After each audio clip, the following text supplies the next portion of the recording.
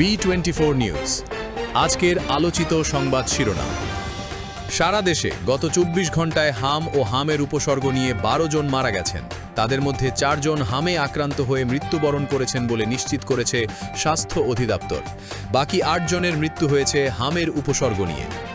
কর প্রস্তাব যেন নিম্ন ও মধ্যবিত্তকে চাপে না ফেলে তা বিবেচনা করে বাজেট প্রস্তুত করার নির্দেশনা দিয়েছেন প্রধানমন্ত্রী তারেক রহমান।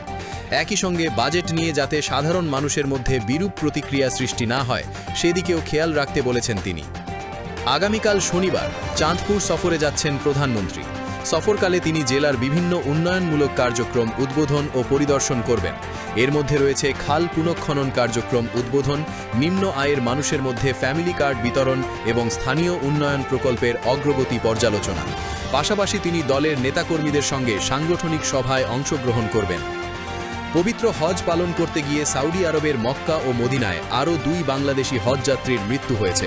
এ নিয়ে চলতি হজ মৌসুমে মৃত বাংলাদেশি হজযাত্রীর সংখ্যা বেড়ে দাঁড়িয়েছে ১৪ জনে। তাদের মধ্যে ১০ জন পুরুষ ও ৪ জন নারী। লালমনিরহাটের আমঝোল সীমান্তে ভারতীয় সীমান্তরক্ষী বাহিনীর বিএসএফের গুলিতে বাংলাদেশি নিহত হওয়ার ঘটনায় তীব্র প্রতিক্রিয়া জানিয়েছেন ঢাকা বিশ্ববিদ্যালয়ের আইন বিভাগের অধ্যাপক এবং সাবেক অন্তর্বর্তী সরকারের আইন উপদেষ্টা ডক্টর আসিফ নজরুল। এসব হত্যাকাণ্ডের প্রতিবাদ জানিয়ে তিনি বলেন, সীমান্তে লাশের ওপর দিয়ে দুটো দেশের মধ্যে সত্যিকারের বন্ধুত্ব গড়ে উঠতে পারে না। একই সঙ্গে এই হত্যাযজ্ঞ বন্ধে কার্যকর ব্যবস্থা নিতে বিএনপি সরকারের প্রতি আহ্বান জানিয়েছেন তিনি। আগামী ২০২৭ শিক্ষাবর্ষ থেকে প্রাথমিক ও মাধ্যমিক স্তরের পাঠ্যপুস্তকে বড় ধরনের পরিবর্তনের পরিকল্পনা গ্রহণ করেছে জাতীয় শিক্ষাক্রম ও পাঠ্যপুস্তক বোর্ড এনসিটিবি।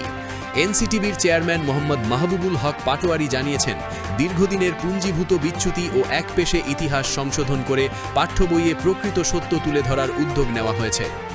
আন্দোলনের নামে অন্তর্বর্তী সরকারকে চাপে রাখা হয়েছিল বলে মন্তব্য করেছেন অন্তর্বর্তীকালীন সরকারের সাবেক উপদেষ্টারা।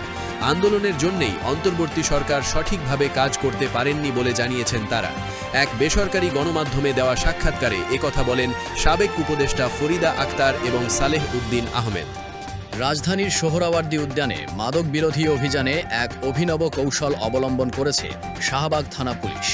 ব্যান্ড সঙ্গীতের কিংবদন্তি আয়ুব বাচ্চুর জনপ্রিয় গান এক আকাশের তারা তুই একা গুনিস নে গাইতে গাইতে সাধারণ যুবকের বেশে মাদকসহ ৭ জন মাদকসেবী ও মাদক কারবারিকে হাতে নাতে গ্রেফতার করেছে পুলিশের একটি দল।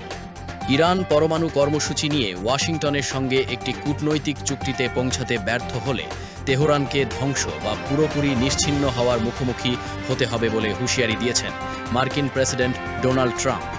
মার্কিন সম্প্রচার মাধ্যমগুলোতে দেওয়া এক টেলিভিশন সাক্ষাৎকারে তিনি এই চরম হুঁশিয়ারি উচ্চারণ করেন।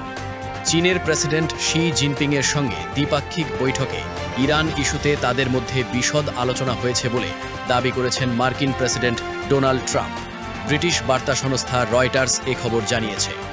ভারতের উত্তরপ্রদেশের মুরাদাবাদে এক পিতল ব্যবসায়ীর মেয়ে তার প্রেমিকের সঙ্গে পালিয়ে নতুন জীবন শুরু করার নেশায় নিজের বাড়িতেই ১,২০,০০,০০০ টাকার দুর্ধর্ষ ডাকাতি সংঘটিত করেছেন বলে অভিযোগ উঠেছে। পুলিশ জানিয়েছে, ভিন্ন জাতে বিয়েতে পরিবারের আপত্তি থাকায় এই তরুণী তার প্রেমিক ও সহযোগীদের বাড়িতে ঢুকে ডাকাতি করতে সাহায্য করেন। জাতীয় নাগরিক পার্টির অর্থাৎ এনসিপির চট্টগ্রাম মহানগর শাখার সদ্য ঘোষিত আহ্বায়ক কমিটি থেকে একযোগে পদত্যাগ করেছেন ২২ জন নেতাকর্মী।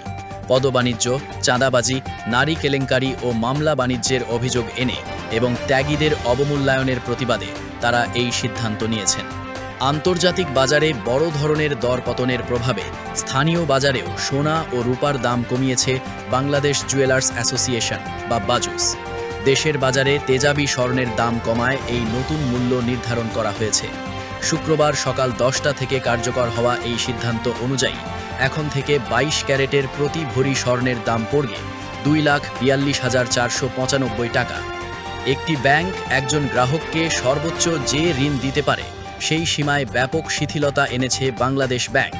এখন থেকে একটি ব্যাংক তার মূলধনের ২৫% পুরোটাই ফান্ডেড তথা সরাসরি ঋণ দিতে পারবে। এতদিন সর্বোচ্চ ১৫% সরাসরি দেওয়া যেত। এই ধরনের আরও ভিডিও পেতে এখনই আমাদের চ্যানেলটিকে লাইক, শেয়ার ও সাবস্ক্রাইব করে আমাদের পাশে থাকুন। ধন্যবাদ। B24 news multimedia desk.